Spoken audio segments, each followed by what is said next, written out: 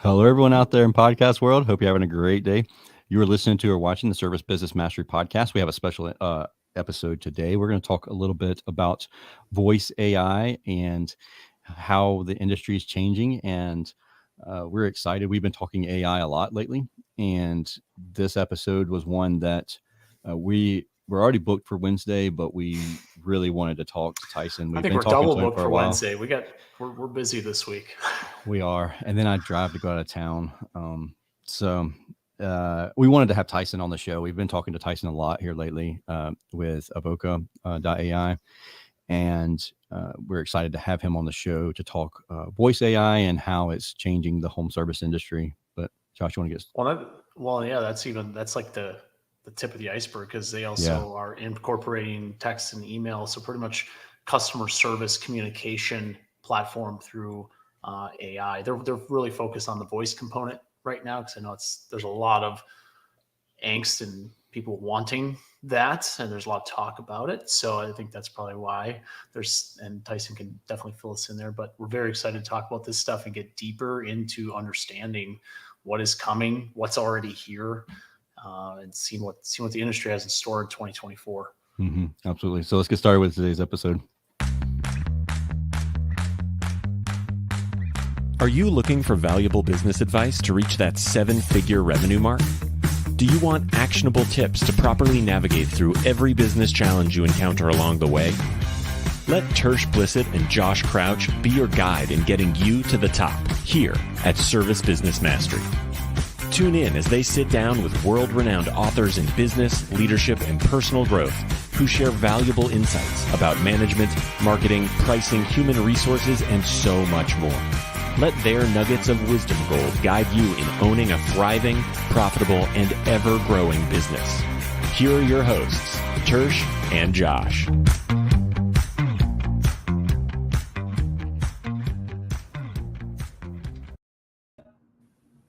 Hey, Tyson. Welcome to the show. Hey, great to be here. Good to see you guys again.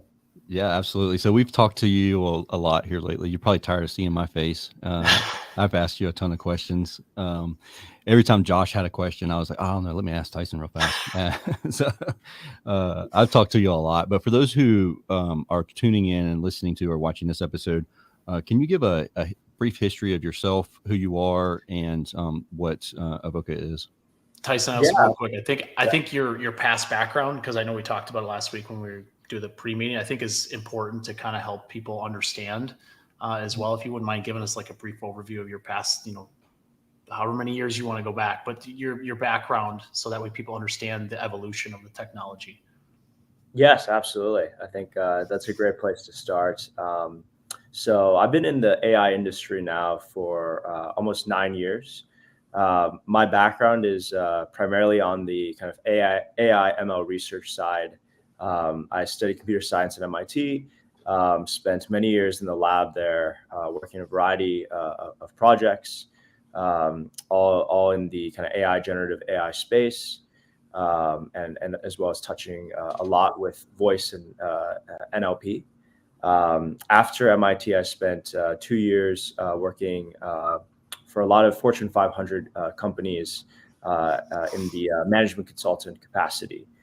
So there, can't name exact, but a lot of large banks, Fortune 500 customers that were just starting to, that was around 2017 when kind of the first wave of chatbots were just, taking over a bit and getting a lot of interest. And so was part of that early wave, helping to implement some of these systems for these massive, corporations. And then afterwards, switched gears a bit to go into the world of self-driving. So I was an early employee at a company called Neuro. Neuro focuses on self-driving specifically for goods delivery. So they have, I think publicly announced partnerships with the likes of Uber Eats, Domino's, Kroger's, and many other well-known brands. So I was on the products side there for over 3 years, and then took the leap to start Avoca with one of my best friends from college around a year and a half ago. That's wild. Like we talk about AI because don't get me wrong, like I've heard of it, seen of it before ChatGPT made the big announcement and everything changed whenever that was about a year ago. But like the last year has been Wild. like every day there's posts, there's new tools, there's all this stuff coming out because now that there's access to an API where someone doesn't have to actually build their own AI or machine learning tool, it's Yep. wild to think that 9, 10 years ago, companies they've been looking into this, developing tools and platforms and stuff. It's just wild to me to think it's been going on that long. Yeah, absolutely. It's been it's kind of funny because even in college, I remember a lot of the AI classes that we took. The field itself has been even when I was in college, 2013. It had already been a big field for 15, 20 years. Mhm. The first kind of neural networks I think were created many years before, but yeah, it is interesting. I think a big part of that is just, yeah, exactly as you mentioned, the accessibility, and especially I think OpenAI kind of finally bringing something that's kind of interesting enough and useful enough to kind of the everyday consumer that they're able to see that in their day-to-day lives and be able to interact with it more. AI was always it's in the background a lot of a lot of different algorithms that power many things like recommendations, which have been around for many years. But I think, yeah, it's only been really in the public eye, these last year plus. What's going to be so first off, tell everybody what Avoca does currently and Yep. what's the biggest challenge that you see in the near future. Yeah, for our company in particular, or just generally. Just like AI voice. Yeah, absolutely. Cool. Yeah. So Voca, we are an AI call center platform. It is kind of our initial core product offering, and then we're expanding a bit beyond that to kind of cover all communications. So our kind of initial flagship product is an AI call center specifically for HVAC and plumbing companies.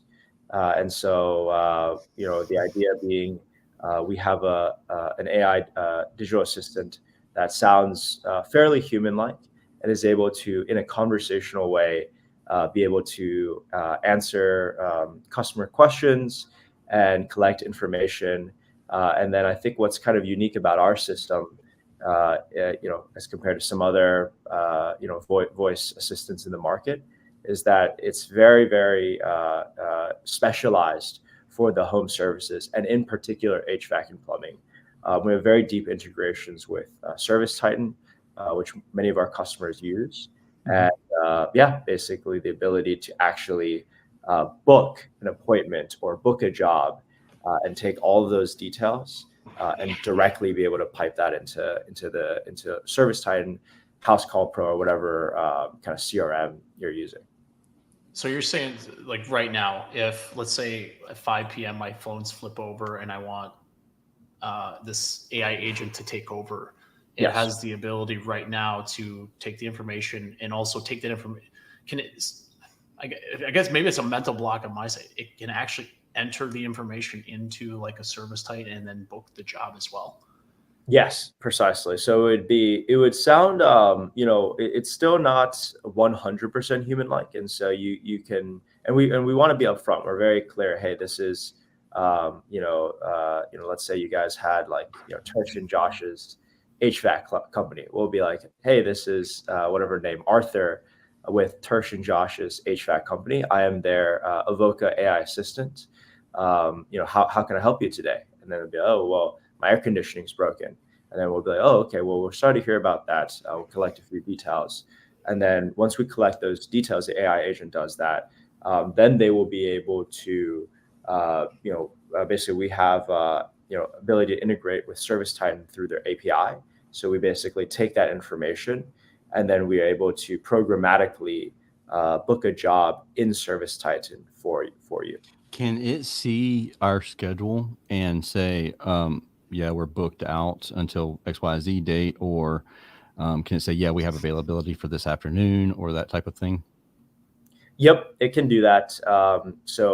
Because ServiceTitan allows for read and write capabilities, we're able to see the schedule and be able to do some logic to be able to book in the right time. Now, there's also there's a variety of different systems, ways that people do things. A lot of folks just liked us to kind of schedule the job as a placeholder for the next day, and then they'll separately have a dispatch function that goes and takes kind of that job and then specifies exactly what time during that day and which technician will be kind of put on that job. And you're saying they do that separately, like the company does it themselves, or does the AI agent do that? Right now, a lot of our companies will want us to default schedule to the next day, and kind of and then basically mark it as office or mark it as a like kind of unassigned, assigned, and then have the dispatcher then optimally assign at the right time. Gotcha. Okay. The key is to just get that initial schedule, because that's as a HVAC company, your priority is just don't lose the customer. And so by getting that scheduled in ServiceTitan, it's a real it's very helpful, because then you get the automated text message confirmation, and that's what is allowing you to keep that customer and make sure that because then they stop looking for somebody else. Exactly. And I think of summers when I've spent in the office, and we would have three of us in the office. Our primary CSR, I would be backup, and then our administrator would be the third backup. We'd all be on the phone at the same time. So our overflow answering service was taking calls. And then the problem with the answering service industry to date has been, when the industry's busy is when the performance is the worst, even though that's when we need it to be the best. Yep. Right? Like the performance, like they don't have enough people, because staffing gets really difficult, because they have to hire for like 3 or 4 months. And then, the call volume drops after that. And it's a tough thing to do, where something like this, theoretically, if you have an agent, you could have 5 agents, you could have 10, you could have a limited amount of agents that can answer the phone at any given time as a backup or an after hours solution or a weekend solution. Yes.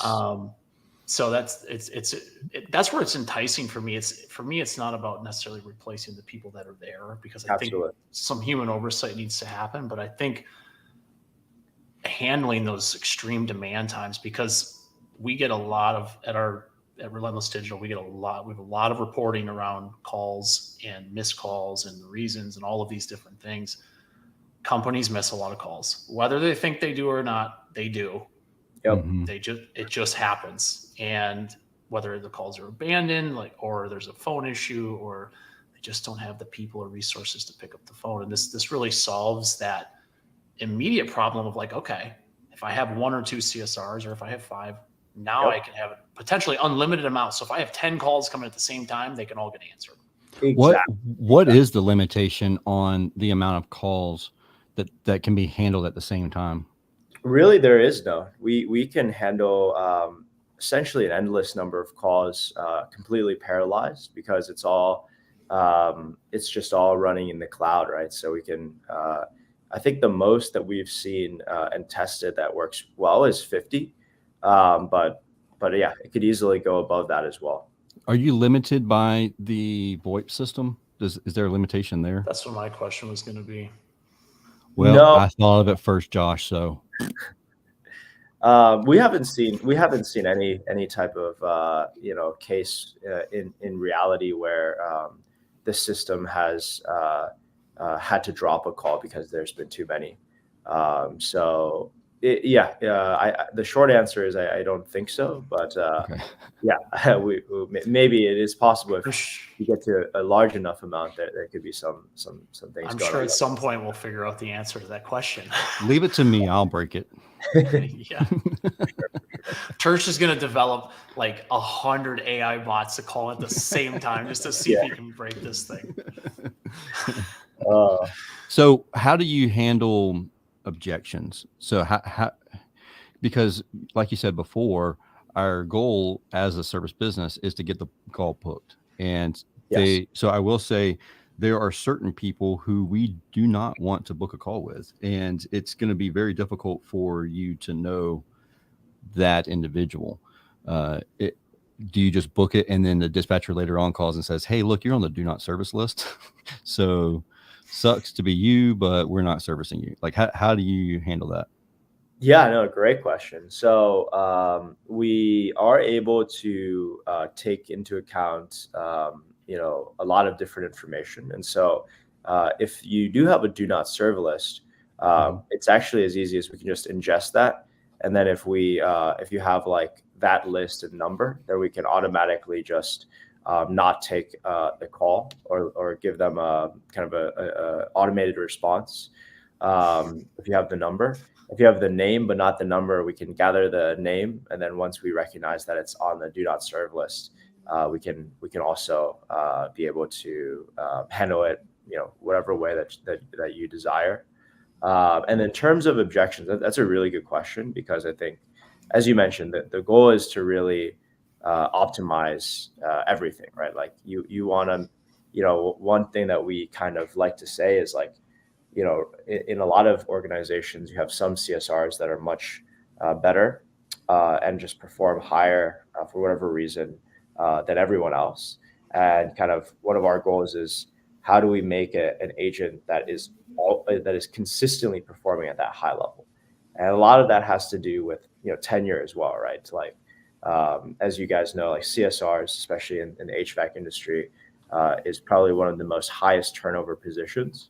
And so a lot of the problems is the newer guys. They don't know exactly how to handle every objection. They may not even have full knowledge about how to answer certain general questions. And so the way we do that is we actually create a knowledge base, and the knowledge base is consistently evolving as we take more and more calls. So it kind of gets smarter.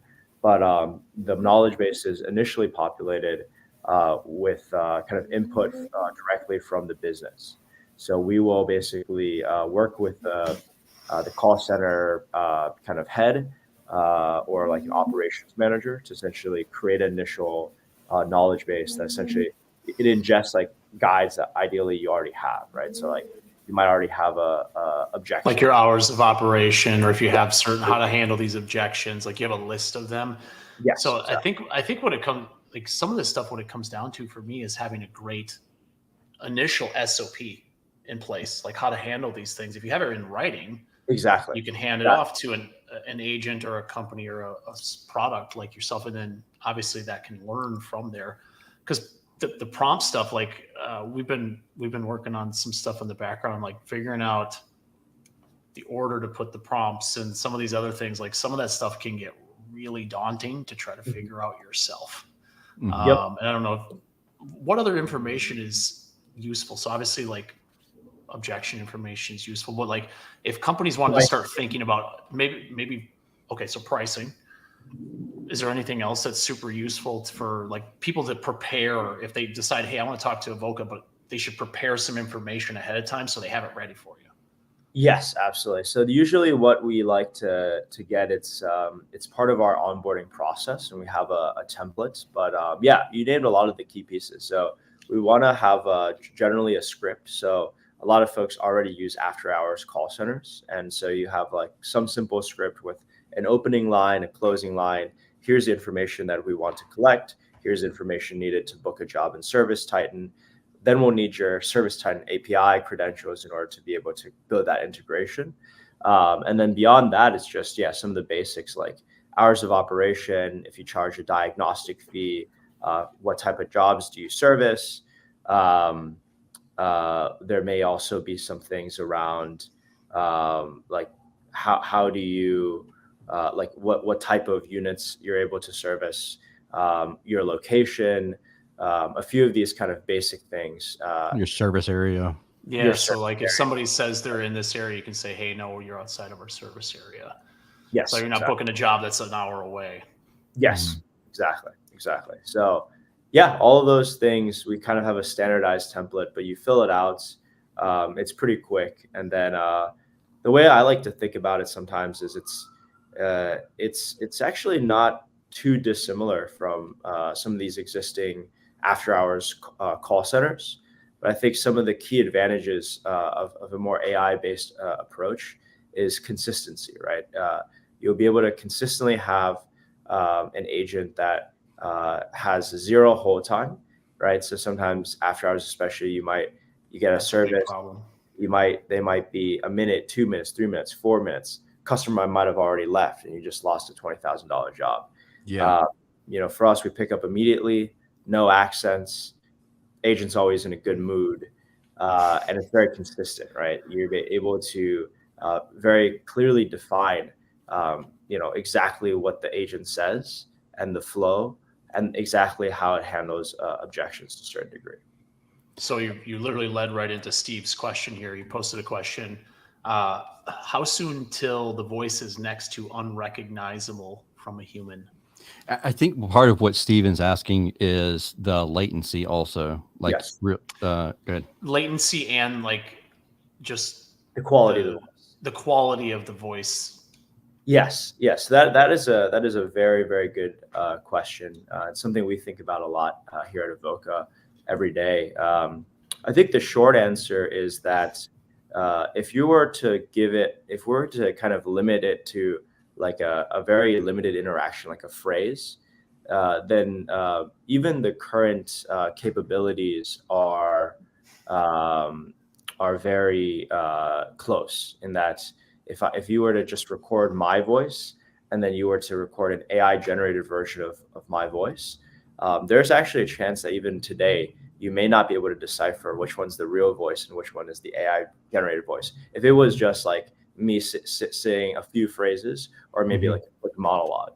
But obviously that's not the nature of phone calls, right? And so Right. With phone calls, there's a lot more of the human element in terms of latency. That's something we've kind of worked, quite a while now. The better half of this past year has been on optimizing kind of every inch, every percentage of latency that we can get, because that's it has to be fast, otherwise it's just going to be annoying to talk to. And then the other thing is actually a little bit more nuanced. It's around, when you're talking to someone, sometimes it's not always just a back and forth. Like, we're having a conversation right now. Sometimes you guys will chime in with some quick kind of agreement sounds. Guys, you guys may also, that we may be at times we're slightly talking over each other. And so those are kind of the areas where there's still some ways to go before it's completely like indecipherable. And so That's a really good point, because I know Service Titan had this issue. I don't know if it still is an issue, and that is the delay between conversation. So like there was like 10 seconds from the time that they said something till we heard it. So you had to, as a CSR, begin your talking before they're finished if you want it to end exactly when they finish talking. Otherwise there's like a 10-second delay and they're like, are you still there? Are you still? And then it turns into an awkward conversation. And then it just becomes really awkward. Part of it is also the transcription, right? Like being able to decipher and understand people very clearly. That's one of the other things that AI, is still not perfect right now, which is if there's background noise, if there's a song playing in the background, being able to kind of decipher that. I would say, our latency is probably one of the best in the space right now, but it is still, you can, and that's why we're very upfront and we just say, hey, we're Voca, we are an AI assistant for this company. So it's like, we'll kind of be very transparent that we are an AI agent. That's got to be crazy, the background noise part of it, because there's times where people are calling and they're like in a crowd of people, and I, as a human, are like, I'm like, have to concentrate to really hear what they're saying. I can't imagine an AI bot or an agent trying to transcribe what they're saying, and then it throws in Especially this. when a kid's screaming in the background or whatever. Oh 'Cause yeah, I've listened to our clients' calls and I'll hear kids screaming in the background or whatever. and then I'm like, somebody's like, "Shut the hell up," and you're like, the AI agent's like, sorry, I didn't say anything." Like, Yes, yes, exactly. But yeah, all these things are things that I think are there are issues, but they are getting solved one by one. And so it's one of those things where this is a space where you really have to kind of optimize a lot of these small things, but and pay a lot of attention and just really kind of focus on getting all the little things right. But once you do, I think it's just gonna continue to get better. And so that also kind of brings me to maybe two other quick points I want to mention, which is, for us, our obviously our core product is kind of the full AI receptionist, and it works quite well for overnight calls because the script is typically like a little bit easier, and we're typically replacing a service that in any case just is basically just collecting information. And we're able to do a bit better in terms of the service time integration. But we also do offer, we have our own call centers as well. So completely US based. And so it's also, we also have basically a hybrid solution where we use actual humans as part of our service as well. And then we also offer texting support. So especially with the newer, younger generation, everyone actually prefers texting a bit more to actually calling in. And so with the texting functionality, they're able to just text into a line and talk with an AI agent and be able to book their call completely over text. That also integrates directly with That's a service great point. Tyson, I had a call this morning from a Las Vegas number. It just said Las Vegas. Decline the call. I wait till the voicemail comes through. Hi, this is Harry. Something. Can you call me? Give me a call back. And I'm like, I have no freaking clue who you are, where you're from, what you're calling about. So I texted. Of course, there's been no answer. Probably because they can't text. But it's that stuff happens to businesses all the time. They get these calls and they're like, I don't know who this is. I mean, homeowners. I tend to believe I'm a pretty normal homeowner. Like if I don't know who's calling me, I'm like, yeah, I'm not answering that phone. Because you just don't know what you're going to try to get sold today, or Google's going to tell you that your maps listing is this, that, or the other thing. Maybe that's just me. But it's great to have multiple solutions there. So Steve made a great point, and I'm sure that this is something. I don't know. You tell us how realistic this conversation is, but he said too much noise. We can say that I'm having a hard time understanding you. Would you prefer a text conversation and press 1 and transition to text conversation? Is that similar to what can be done? Yep. Yeah, that's actually Steve must have read our mind or knows some intel, because that's don't give him too much credit. He's not that smart. Steve's smart. We do something very similar. Basically, we ask in the beginning of conversations whether they would prefer to actually book the appointment through text or continue with over the phone, and basically give them those options. So a lot of people prefer to opt into the text method, and then also even if they and some people just text in to start with too. Mm-hmm. Do you? So it's funny because one of the sponsors of the show, Justin Riley of Upfrog, posted literally this morning about because obviously IVR solutions press 1 for new customer, 2 for existing or whatever. But he proposed a solution like something similar where it's like instead of doing that, it's like, hey, you can press 1 to talk to our AI agent, or wait for a human agent on 2, or text in at 3, or whatever the case is, so that way people can kind of have a preference. Yep. Do you see something like that becoming more prevalent as we move forward here? Or is that it's just an idea to kind of help right now if they need something? Yeah, I mean, I think it makes a ton of sense. I think ideally, giving people the choice, I think is generally good, because you're kind of able to meet them where they want to be met. And as exactly as Steve says, right? Like people are busy and they like to do. If you're on doing something else, watching TV while you're scheduling an appointment, texting is way better. Now at the same time, though, as a business owner, you also want to just think about what is the most effective means where you can, maximize the chance of closing. Right. So that's also part of the equation. But yeah, I mean, I think we're kind of already leaning into that a bit and headed to that direction of kind of, hey, choose how you want to go about doing this, and then we'll make that experience as good as possible. So Tyson, Jim asked a question here in the chat bar. How many home service sectors do you have as clients? I think you answered this a little earlier, I believe, but could you go into a little bit more detail there? Yes, absolutely. So our main focus right now is really on the two segments, HVAC and plumbing. That's really our kind of focus. Although we do, once in a while, we do actually have a few other, we have service in the past, handymen, cleaning services, and then I think we got one guy in the electrical world. And then I think actually a final one, which is more in the painting, but those are a bit more kind of one off, or it works, but we're not necessarily directly integrated into their CRMs, and so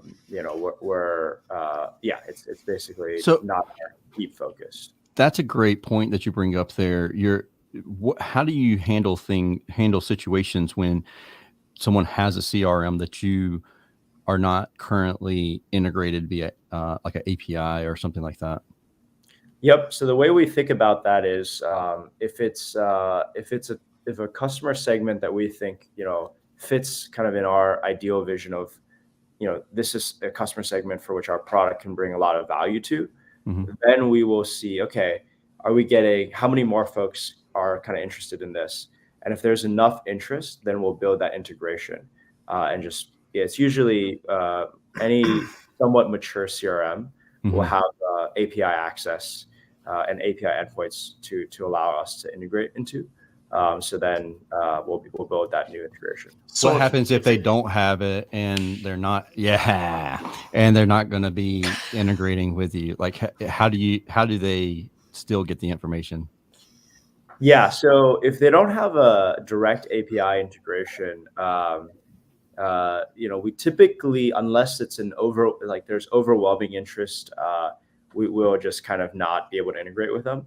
However, there are other ways, and we have done some things where we can actually basically build. It's kind of a web scraping. It's more of like a hacky web scraping approach, but essentially you use browser control, and essentially instead of an API, you're just basically using you have a script that essentially moves the actual cursor to be able to directly enter in information as if it was a person. So they would still do it. I mean, so in my mind, I thought that you would go to say, we would collect all the information and then send it over to them via like an email.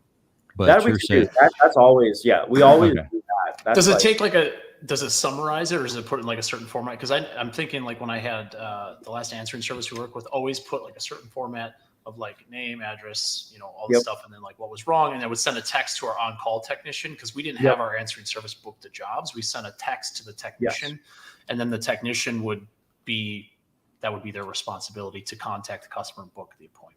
Yeah. So for us, we do all three. So we always send a text and email after every call with the summary and exactly the fields that are required in a table format. And so we always send those texts and emails. But then in addition to that, we typically go that kind of extra step and actually make that job in the CRM.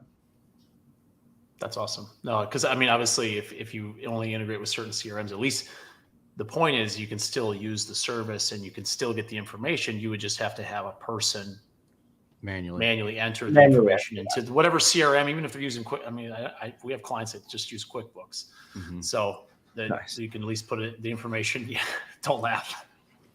I thought Um, QuickBooks is accounting software. well, It you can at is. least you can still It put like the is. customer's It information in the is. billing. Just so you know, it is. Yeah. Yes. There's some that just use paper still, so there's that too. Yeah, there is The that. home service, and Tyson, you're probably realizing this as you're, because Turch and I have been in the home service space a long time. We tend Look to at his move beard. He's very been in it a lot longer than I have. the space in general typically moves very slowly. Yeah. Like CRMs have been available for a number of years, like cloud-based ones, but like it wasn't really until like 2015, 16 where it really started to kind of kick into the home service industry, where we started having like iPads and all that stuff. 2018, probably closer. It was it wasn't like literally. I remember when we integrated like with the new CRM and had a tablet stuff. I'm like, there's nobody else doing this in our market. Yeah. That was only like 5 or 6 years ago. Mm-hmm. So it's definitely, we move a little slowly. Have you found that where like people have a conversation with you guys and they're like just totally mind blown of what possibilities are coming? Yeah, absolutely. I think, yeah, spot on. I think there's a lot of interest and kind of intrigue in the technology. But then, there's definitely a bit of a apprehension as well in that, okay, well, my customers are so used to listening to kind of a human voice, and, bringing them kind of fully, 0 to 1 right away. This new mode of communication is a little tough. And so we do see that, certainly, and it makes a ton of sense. There's a few things we do to kind of alleviate that fear a little bit. So one is that, again, we do offer the hybrid approach where, instead of kind of leaping right away to fully AI solution, we still have a human call center approach, but it's powered in the background by AI. And so the idea being that the AI is in the background, kind of doing a bit of the coaching, understanding, helping the rep be able to say exactly kind of the right things. And then the other thing is that, for folks that are a little bit apprehensive of starting right away, we also do we allow like a pilot/trial period where they're able to just, hey, like no strings attached, try out the product, see if you like it, for a couple weeks, before you fully kind of move over to our service. I think that's smart. I think that's like I meant. That's why I mentioned about the change in the industry, because we've seen a ton of interest. One, people don't know how to get started with any of this stuff, and then two, the ones that do, they're like, I'm not sure. Like, how are my customers going to react? With that in mind, do you have because there's two trains of thought, right? Like one, well, don't tell customers it's an AI bot, right? They just give it a name and like, hey, maybe they won't be able to tell. Yep. And then two is like, just say maybe you can still name it, but say, hey, this is ABC Heating and Air's AI assistant. How can I help you? Type thing. What do you think? I guess what has your experience been? Do you have companies doing both, or are they mostly saying that this is an AI agent or AI assistant? Yeah, I mean, we're definitely in the kind of school of thought of the second, where we just want to be upfront, truthful, and again, I don't think they're again. It comes back to, I think, in a very isolated kind of 5-10 second chunk, you may be able to fully seem like a complete human, but I haven't seen any agent over a course of a 3 to 5 minute call be able to fully, basically in any 3 to 5 minute call, I think it is quite obvious that you're speaking to an agent. And so for that reason alone, we always are just upfront about it. But yeah, in terms of other companies, I haven't seen I haven't done enough actual real demos and encountered other agents to see kind of exactly what folks are doing. What about, so as far as your client, like, so they're calling in, or someone's calling in, they're saying, hey, this is ABC Heating and Air's AI assistant. What pushback or has there been any negative feedback that you've received on Has anybody said, how people are reacting to that? speak to person, speak to human, speak to human, speak to human? Like, Yeah, just not even give it a chance. we have. We've had all types of things. When people realize that it's an AI agent able to have a conversation, we've had people call and ask it to tell jokes.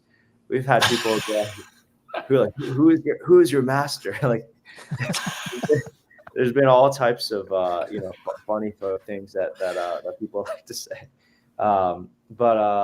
Yeah, the speak to a human is actually common. And so in that case, if there is a ability for us to transfer to someone, we just do that. Do you ever, what if there's not that ability? Can you tell them, hey, I can send you to a voicemail box?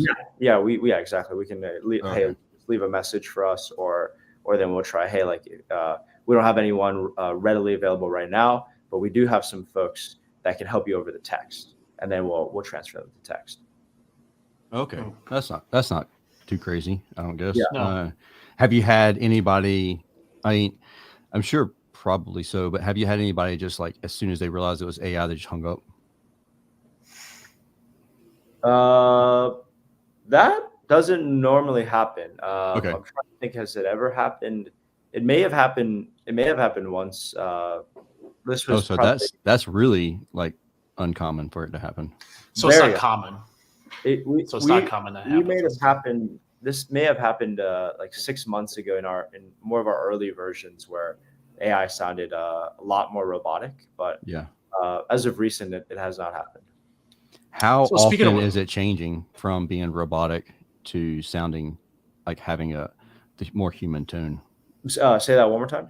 How often are there updates on like changes? Because even some of the stuff that we hear that are like advertisement commercials, videos or whatnot that are only a couple months old, like some of those are even dated, that they don't even sound the same way anymore. How often are things changing there? Very often is the short answer. I mean, in terms of the core, because the idea is like there's one kind of core AI agent model that we've kind of developed that is kind of like the core brains of the system. In that we update relatively regularly, maybe every 2 weeks or so. There's probably a major update, something that's like noticeably different. Like noticeably different or kind of a new functionality. And then in terms of the individual kind of agent and what it says for the individual business, that is constantly changing because every conversation that happens, the AI is able to understand, okay, these are the things I did well that allowed me to get that allowed me to lead this booking. Every time it doesn't get a booking, that is another training data point as well. It's like, okay, these are the things that I did. Okay. And then, for some reason it didn't get a booking. And over, tens, hundreds of these, it's able to improve and get better from an individual basis. But that's more of like, okay, what it says and like the content. And then the first thing I was talking about is kind of the overall skeleton and like the main kind of engine. So you can kind of think about it in kind of those two ways. So how well does it say HVAC? Because like some of the like even the answering service that I have, like our call center. So we use CallRail, and you can either type in if they go to voicemail, you can type in the message, or you can say your message that you want it to say. And I typed in like, thank you for calling Service Emperor, HVAC, plumbing, and electrical. And it paused in the wrong spots, or not wrong. Well, yeah, they were wrong spots because it sounded awkward the way that it would make random pauses. And I purposely put commas for pauses where they needed to pause, and I didn't add them where they didn't need pausing. And it was a very awkward listen whenever I listened to that voicemail. Yeah, and I think our system, again, because it's trained on this industry, that's one area where it is able to perform pretty well. Okay. It understands the lingo, and it can say things like HVAC and other things pretty well. Does it, whenever it's talking with a homeowner that may not necessarily understand what HVAC is, does it still use industry jargon, or is it going to, I don't want to say dumb it down, but essentially dumb it down for the consumer? Yeah, so I mean that's something that you can that is possible. That if the business owner wants it to kind of dumb it down and just say air conditioning, but also I mean it's smart enough where if it's for example, sometimes we ask the question for businesses that provide both HVAC and plumbing services as part of their script. They want a question that's literally, hey, are you looking for HVAC or plumbing today? And so then if the customer's like, well, what's HVAC? Then our AI actually was able to respond, well, HVAC just stands for heating, ventilation, air conditioning. Yeah. Cool. That's wild. No, it's really cool. Tyson, we're if people want it, because I know you guys have some videos out there of your AI agent in action. Yeah. Where's the best place for them to kind of see that and start kind of get into that world and just see what's possible? We'll also have that on our recommended resources page. I know that. Yeah. That's great. They can find more information about us at our website, which is avoca.ai. Avoca is spelled AVOCA, and they can see all our demos. They can also book a call with us if they're interested in learning more and want to potentially work with us. I think. Other than that, I saw Jim had a question around home inspection companies. Maybe to just answer Jim quickly. Again, it's an area where we could work with you guys, but yeah, it's very dependent on the CRM, and so our main focus is HVAC and plumbing. But happy to chat with you more, Jim, if you're curious to see in what way we can also help you guys. I love your reasoning behind being so focused on HVAC and plumbing, and just the fact that you're not spread crazy thin trying to figure out all these different industries, every possible industry under the sun.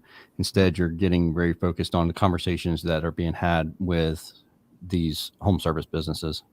Exactly. I think for us, it just made a ton of sense because the value is there, right? Like with home services, a call that's missed or improperly handled has such a large weight and such a large opportunity cost associated. So it made a lot of natural sense. And it's also an industry where, there's just a lot of kind of software that's, you need deep integrations with. And so really to be able to service this industry properly, it's something that requires a lot of focus and attention. And so that's kind of our reasoning there. Cool. Awesome. Josh, you have any other questions? No, this is great, Tyson. Thanks for taking the time to kind of tell us where the space is at and what's coming.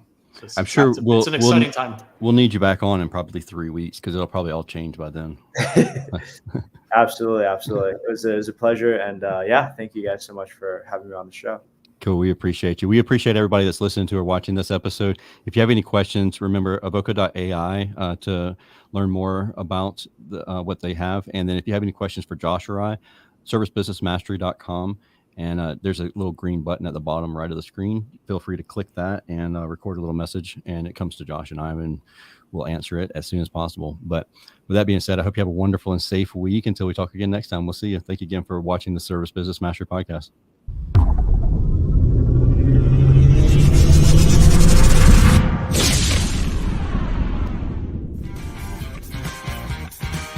Thank you for listening to this episode of Service Business Mastery. Now that you are equipped with essential business advice from this impactful conversation, you are one step closer to becoming the successful owner of your dreams. If this episode has been helpful to your business journey, don't forget to subscribe to the show, leave a rating, and share it with other owners as well. Visit servicebusinessmastery.com to learn more.